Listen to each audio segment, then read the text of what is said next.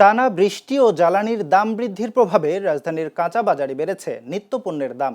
সরবরাহে বিঘ্ন এবং পরিবহন ব্যয় বৃদ্ধির কারণে সপ্তাহের ব্যবধানে বেশিরভাগ সবজির দাম কেজিতে 10 থেকে 20 টাকা পর্যন্ত বেড়েছে।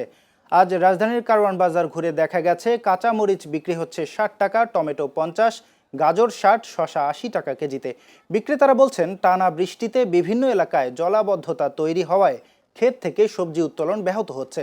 একই সঙ্গে জ্বালানির দাম বাড়ায় পরিবহন খরচও বেড়েছে, যার প্রভাব পড়ছে পাইকারি ও খুচরা বাজারে। এদিকে ক্রেতারা অভিযোগ করছেন, জলাবদ্ধতার কারণে বাজারে আসতে যেমন ভোগান্তি হচ্ছে, তেমনি বাড়তি দামও চাপ ফেলছে সংসার খরচে। অন্যদিকে রাজধানীর বাইরেও দেখা গেছে একই চিত্র। নোয়াখালীতে বিভিন্ন সবজির দাম বেড়েছে 20 থেকে 30 টাকা পর্যন্ত। ব্যবসায়ীরা বলছেন, অতিবৃষ্টির কারণে উৎপাদন এলাকায় সবজি নষ্ট হওয়ায় সরবরাহ কমে গেছে, ফলে দাম বেড়েছে।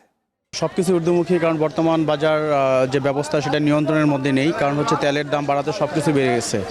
এখন এই অবস্থায় সরকারকে এই প্রত্যেকটা বিষয় এখানে নিয়ন্ত্রণ করতে হবে। সাপ্লাই বাড়বে কিন্তু দাম কমবে না, এই জিনিসটা আগে ছিল না।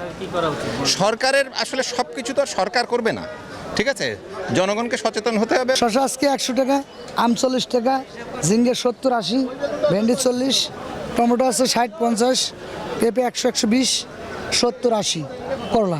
ব্রয়লার বড়গুলো হয়েছে 190 টাকা, আর ছোটোগুলো যেগুলো এগুলো 180 টাকা।